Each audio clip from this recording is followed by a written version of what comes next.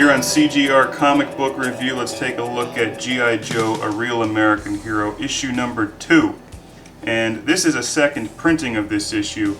The original first printing of G.I. Joe number 2 is actually worth quite a few bucks today.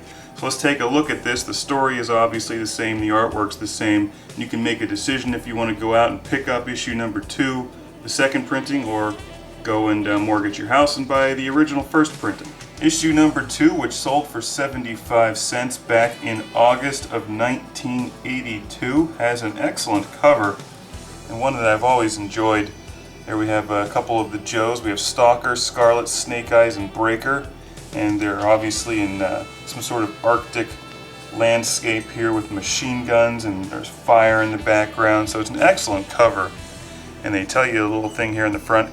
An American research station annihilated, a Russian base destroyed, the G.I. Joe team must probe the panic at the North Pole. Let's open this up, and unlike many mid-1980s comic books, this issue has a nicer paper stock, slightly higher than average ink quality, not what you might be used to today, but you know, it complements the comics very well. The artwork is good. It's fairly standard for the time period. They have to get G.I. Joe and send them up there to the North Pole to find out what's going on. So they only get a few of them. They get Stalker, they get Breaker. I like this scene with Breaker because he's at the computer lab at MIT. Who's the cute guy running the crystalline fracture point program? They call him Breaker. Of course he's blowing bubbles because that's what he always does. He chews bubblegum a lot and the chicks dig him. I mean, he's a G.I. Joe. Of course the chicks dig him. If you turn the page here, you get an exciting advertisement for Bonkers Fruit Candy and some sort of offer where you can get a transformable robot watch. I actually remember these things. And I think I even had one. It would transform from a wristwatch with quartz timing and digital readout to a robot. It's back when Transformers were all the rage. The first time around. Let's keep going here with the storyline. So they pull the Joes out of whatever they're doing. Scarlett's in a martial arts competition. And Snake Eyes is hanging out in a sensory deprivation unit for hours at a time. And when he comes out, the guy goes, "My God, that face." We don't get a look at Snake Eyes' face, but apparently there's something horribly wrong with him because we never see his face. He puts on his mask. Snake Eyes joins the group, so we have 4 G.I. Joes that get dropped off in the North Pole, and they're going to investigate by spying on the Russian research station. And we see this Eskimo guy who looks like a giant assassin or something. He goes into it and comes out, and the Joes go in to investigate. And what's interesting about issue number 2 here in G.I. Joe is that it doesn't have anything to do with Cobra. Normally G.I. Joe fought Cobra in every issue, but being that this is the second issue, I'm not sure what the deal was, but G.I. Joe is really chasing down this Eskimo assassin guy.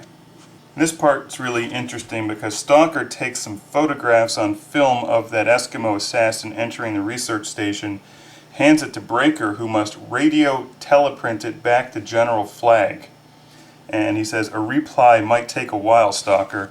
And there you see him radio teleprinting it back.